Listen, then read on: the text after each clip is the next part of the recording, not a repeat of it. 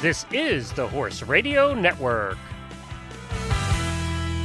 This is episode 764 of Horse Tip Daily. A different horse tip, a different equine topic, a different equestrian expert every day. Horse Tip Daily brings the world of equine knowledge to you, one day at a time.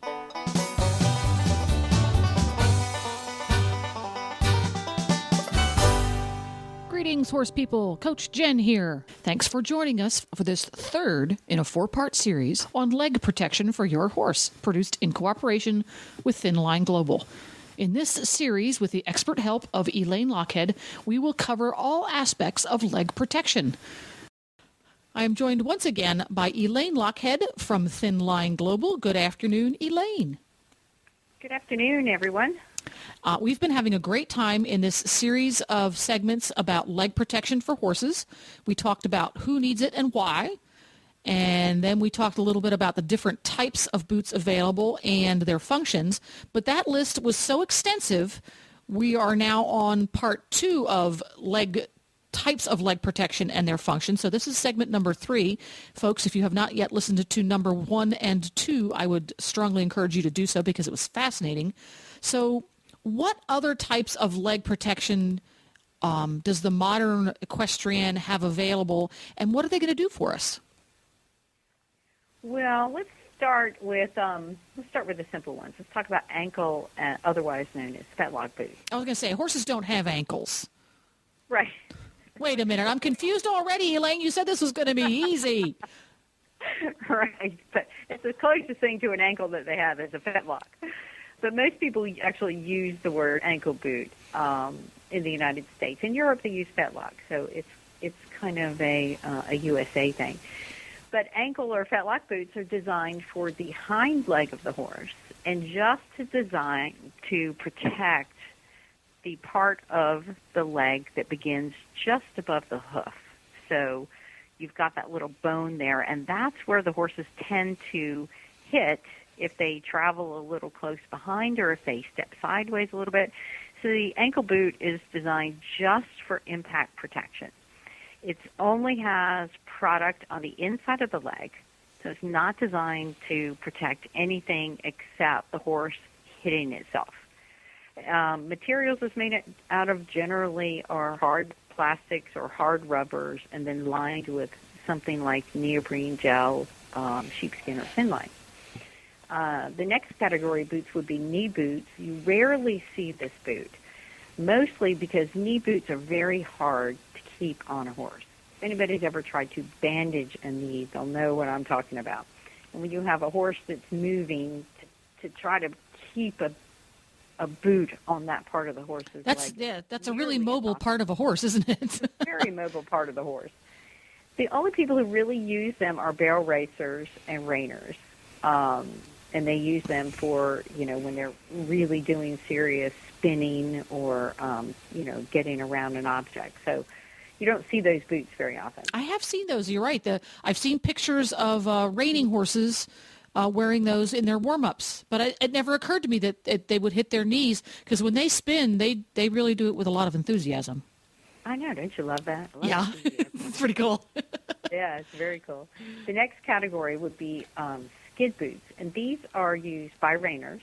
They're used on the hind legs of the horse, and everybody knows the sliding stop. We love to watch the horses do that, and the horses just get down really far where their butts are almost sitting on the ground, and as they're sliding, what's tagging the ground on their back leg? It's the back of the fetlock joint. Oh. And these boots really take a pounding.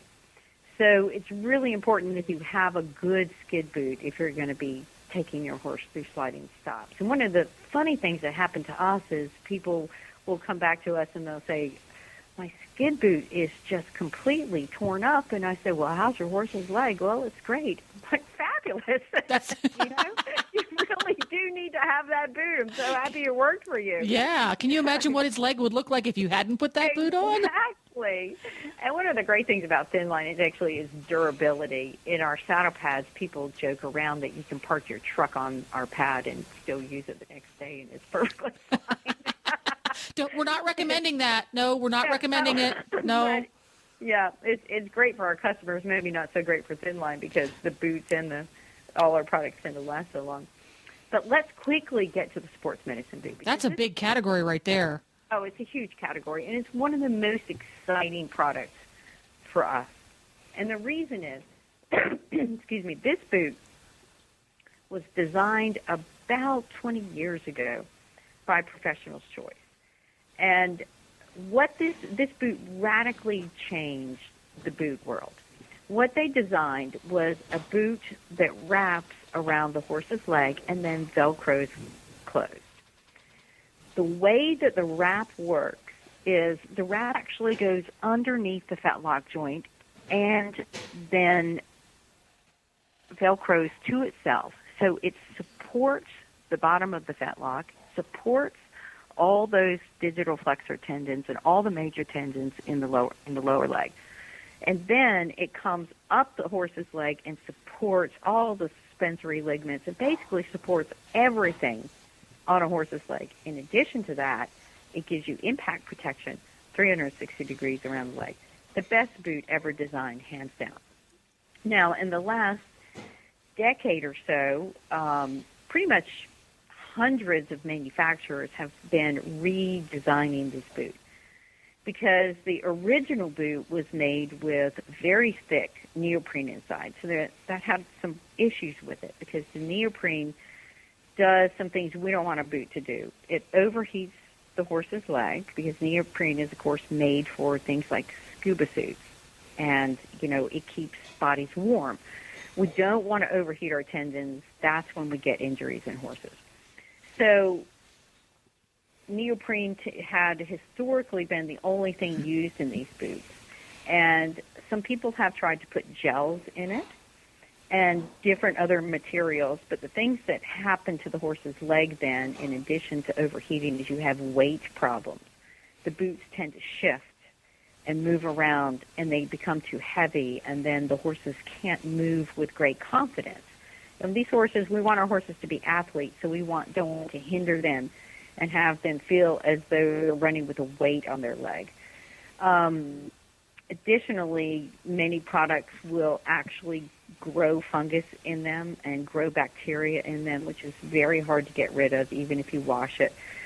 So that's not good for the horse's skin. And again, cleanliness, most of the products like neoprene tend to get dirt. The arena dirt can actually get into the neoprene because the cells are so large.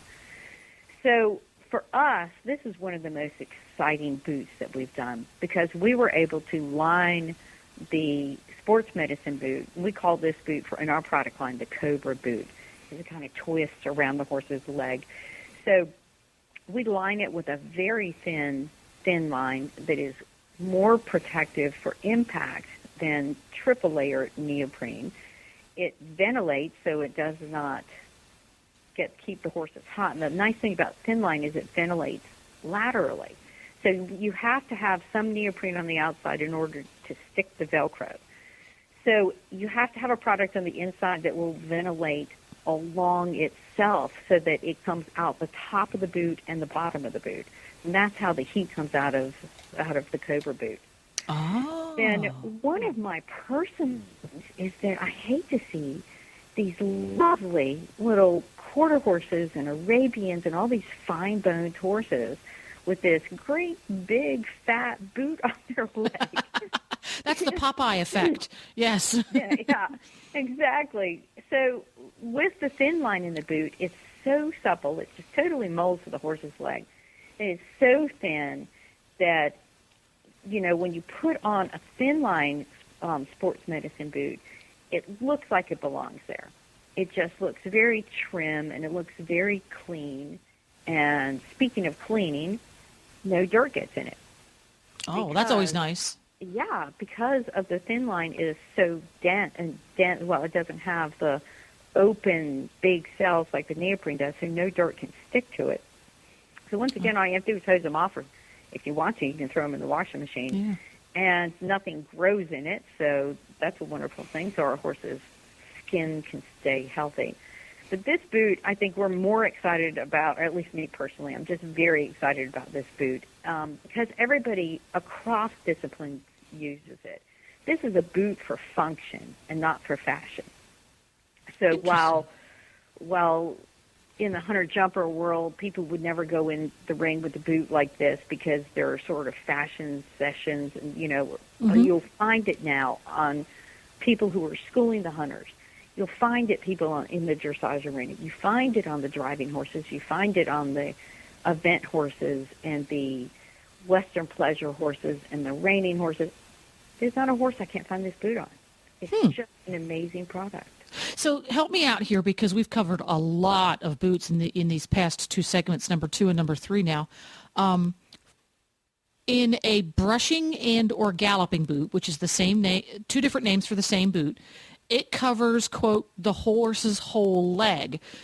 Visually, somebody who's really not familiar with horse boots, how does a brushing or galloping boot look different if he's looking at it on the shelf from a sports medicine type of boot, in this case, a Cobra boot? What looks different about it to somebody just seeing it sitting there on the tack shop shelf?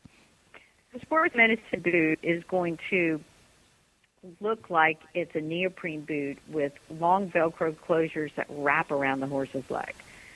So it's more of a wrapping boot that goes back to the leg wrap kind of. Okay. So when you look at it, you're going to look at this and go, oh, yes, this is going to function like an old-fashioned leg wrap. Exactly. Leg wrap without the driver error part. Correct. The sport boot and the brushing boot typically are made to look like leather. They may not be made of leather. Like the ThinLine boot is not. It looks just like leather, and it wraps around the horse's leg, and then it has a small Velcro closure. So the Velcro doesn't go all the way around. On the inside of a brushing boot or a splint boot, there will be a hard piece of rubber on the inside of the leg to protect from blunt trauma. Yes, the strike plate. That's a big difference, yes. The strike plate, right. So the Cobra boot does not have a strike plate on it. The open front jumping boot, basically it has something hard in the back where the horses are most likely to hit themselves. So brushing, galloping, sport boots are going to have some type of strike plate on it. That's a good way for folks out there wandering through the boot section at the tack shop, trying to, because I don't know about you, but when I go to the tack shop, I just like to pick up everything and play with it. The clerks hate me. A good way to tell what you're looking at if you're really not familiar with them is the sports medicine boot designed for supporting your horse's tendons and ligaments is not going to have a strike plate. That's the hard plastic or padded part on the inside edge, whereas a brushing, galloping boot will have that hard piece of strike plate in there. That's a really good pointer. I like that. And I really love the fact that they're making the sports medicine support type of boot a little bit lower profile, because it was a little bit clunky for some horses if the horse moved close, if it was fine-boned or small. We used that type of... It was restrictive as well. Yeah. You have something that large, and just imagine what that boot is like when you go through water or you're working in a wet arena. Right. Now, does the ThinLine Cobra boot have a similar I don't absorb water factor that the other ThinLine products do? Absolutely. Handy dandy. There we go. Handy dandy, yeah. Well, tell our listeners out there where they can find out more about ThinLine online so they can learn more about boots and more about ThinLine technology. If you go to thinlineglobal.com and check out our technology pages, you will find pretty much everything you need to know there. Or you can email us off of that website or call us, because we're always here to talk to our fellow horse people and answer any questions we can. You guys have a great help department. Thank you once again, Elaine. And we have one more installment coming up, folks, so stay tuned. Thank you once again to Elaine Lockhead for sharing your expertise. And thank you to ThinLine Global for helping us put this series together. When you stop by the ThinLine Global website at thinlineglobal.com, be sure to take advantage of the special 12% discount on your order by typing radio into the promo code at checkout. Stay tuned for part 4 of the series, where we'll cover fitting issues, care of your boots, and troubleshooting troubles. please stop by the Horse Tip Daily Facebook page and let us know what you think of the tips you hear on the show. It's also a great place to tell us about topics you'd like to hear us cover on the show. You can subscribe to all the great shows on the Horse Radio Network through iTunes or Zune and get your horse podcasts automatically downloaded to your iPod, Zune, or MP3 player. You can also listen to the shows right on Facebook. The player's right there every day. I'll be back again tomorrow with another new expert and a different horse tip. Until then, go ride your horse!